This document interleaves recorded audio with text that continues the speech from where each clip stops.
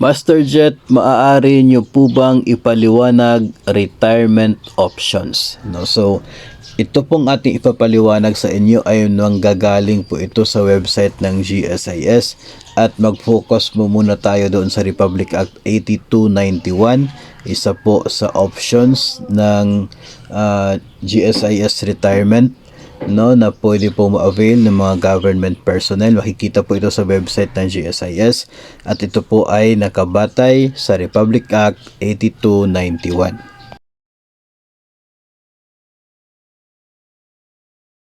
Bago po natin pag-usapan yung retirement options, ay titingnan muna natin ito pong pag-compute sa monthly pension ng mga government personnel. Ito po yung formula na ginagamit.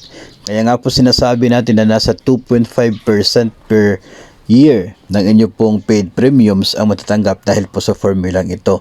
No, yung pong 0.025, that is 2.5% po. No, multiplied po yan sa ating average monthly compensation, yun po ay yung AMC. Pero yung AMC ay dinagdagan po yan ng 700 pesos, constant po yung 700.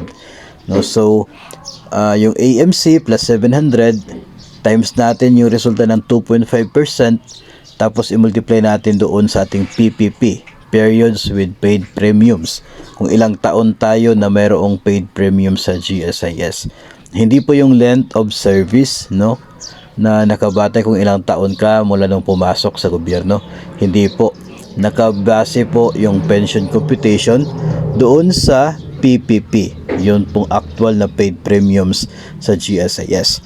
So kapag alam na po natin yung ating magiging pensyon, mga master, ay pipili po tayo dito po sa mga options no, na binibigay ng GSIS. Nauna po dito sa nilagay ko itong option number 2. No, ito po ay pension agad, no? Mas kilala po ito bilang pension agad. Yung pension mo na computed pension, multiplied mo yan ng 18 times, yun po yung makukuha mo upon separation, no? So may bonus ka na 18 times pension. Malaki na rin yun, 1 taon at kalahati na pension yun. Natanggap mo one time, big time. Tapos the following month, ang maganda pa dito dahil the following month ay makakatanggap ka na kaagad sa inyong buwan ng pensyon.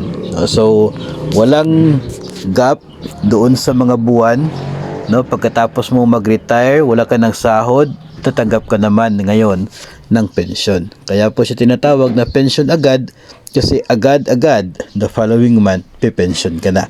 Tapos bonus pa yung 18 times, no? 18 months na pension na makukuha mo.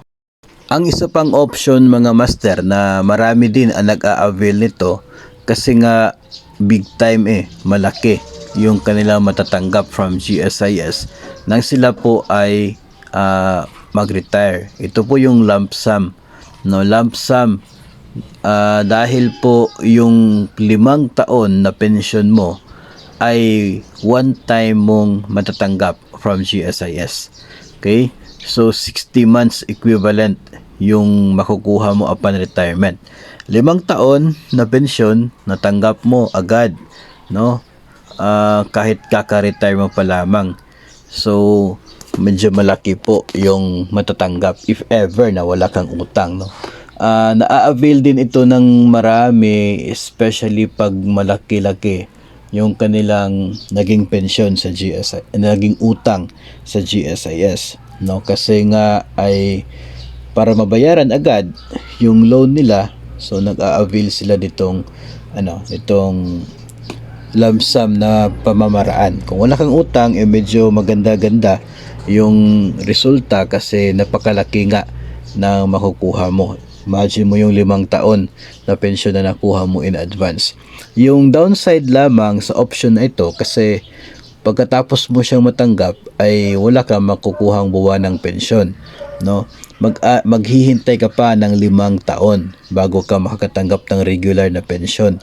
So kung 65 ka nang ikaw ay mag-retire, no, doon sa 70 na edad mo, doon ka pa magsisimula sa pensyon. Kasi nga inuna mo in advance mo yung pension mo sa 5 taon para magiging cash payment sa'yo nung ikaw ay magretiro. So yun po yung medyo downside sa option na ito. No, so yun po yung dalawang options na pwede pong ma-avail ng mga government personnel upon retirement, no, sa GSIS. No, so tandaan po natin na kapag sinasabi nating retirement ay tumutukoy po ito sa retirable age na. Dapat 60 na po yung edad ninyo para makukuha nyo kaagad itong mga options na ito. No, kapag hindi ka pa kasi 60, ay yun yung tinatawag nila na early retirement, pero parang resignation na rin yung kanyang purpose.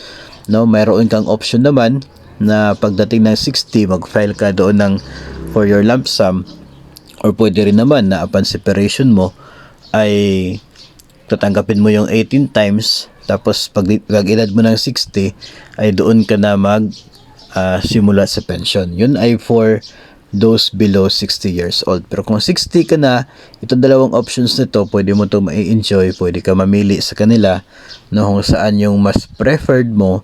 Depende po yan sa health situation, depende po yan sa loans sa GSIS, and we will also consider the loans with the PLIs, kasi sayang po, no, yung utang mo sa bangko na hindi mo mababayaran dahil wala ka ng income na tinatanggap, no. So may posibilidad po na maging factor din yung utang natin sa labas, no, for our options.